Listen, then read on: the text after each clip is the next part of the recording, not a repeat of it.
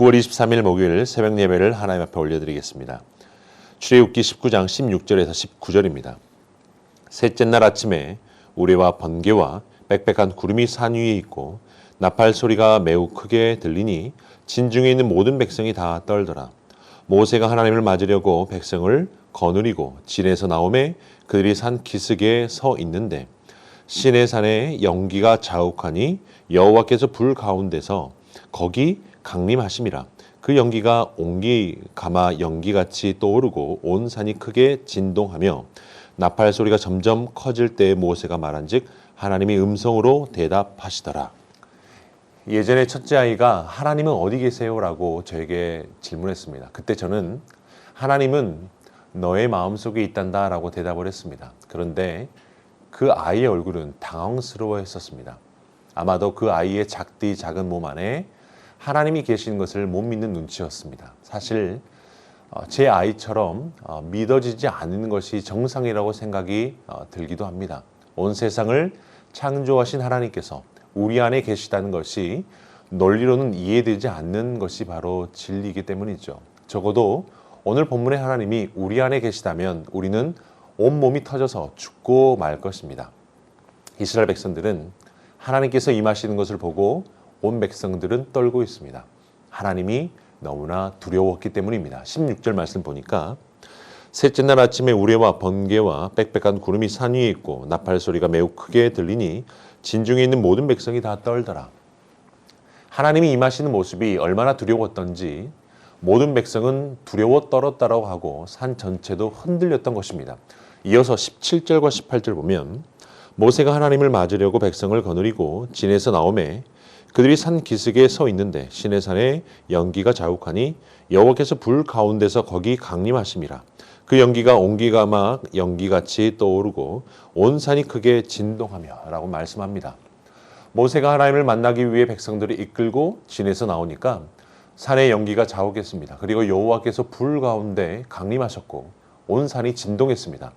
이런 하나님이 우리 속에 모신다는 것은 굉장히 부담스럽고 우리 집에 모시거나 지금 이 자리에 임한다는 것은 굉장히 두려운 일이기도 합니다.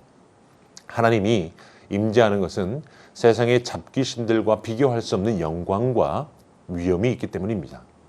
온 산이 번개와 뇌성으로 뒤덮이면 영광의 구름이 온 산을 덮는 것입니다. 나팔 소리가 있고 하나님의 음성이 들리는 것이죠. 이스라엘 백성들은 이집트에서 머리끝까지 화가 나서 펄펄 뛰던 바로 왕을 두려워하고 거친 파도치는 홍해에 빠져 죽는 것을 두려워하고 불타는 사막에 목말라 죽는 것을 두려워하고 양식이 떨어져 굶어 죽는 것을 두려워했으며 아말렉 사람들의 공격을 두려워했던 이스라엘 백성입니다. 그러나 이제 보니 이 모든 것들은 아무것도 아니었습니다.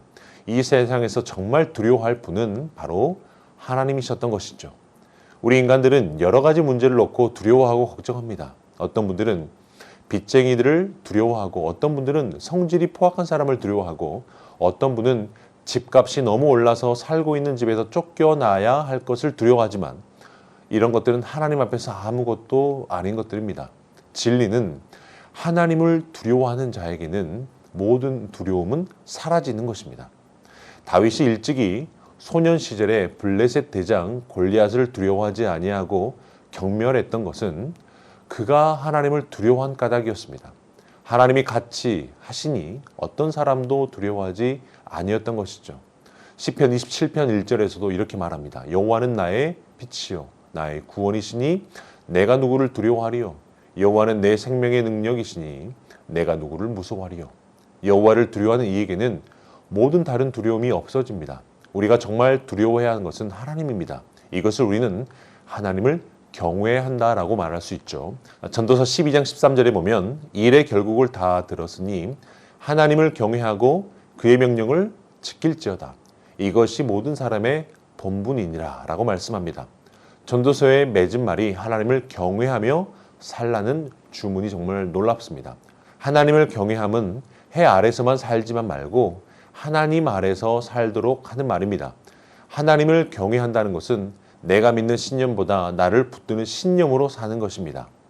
한자 성어 중에 신목여전이라는 말이 있죠. 신의 눈이 번갯불과 같다는 뜻입니다.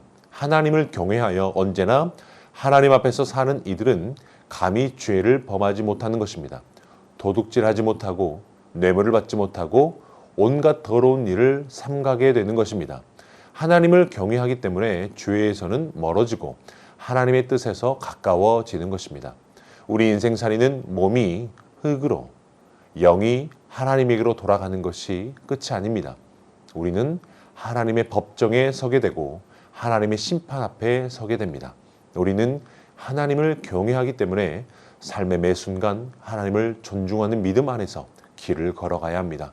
오늘도 여러분의 삶이 하나님을 경외하고 하나님을 존중하는 날이 되기를 주의 이름으로 축원합니다. 말씀 붙들고 함께 기도하겠습니다. 하나님을 경외함으로 죄에서 멀어지고 주의 뜻에서 가까워지게 하옵소서. 하나님을 경외하는 것이 지식의 근본인 것처럼 교회와 가정이 하나님을 우선순위로 경외케 하옵소서. 세상 어떤 상황 속에서도 하나님의 말씀을 따르고 순종할 수 있는 담대한 믿음을 주옵소서. 합심하여 기도합니다.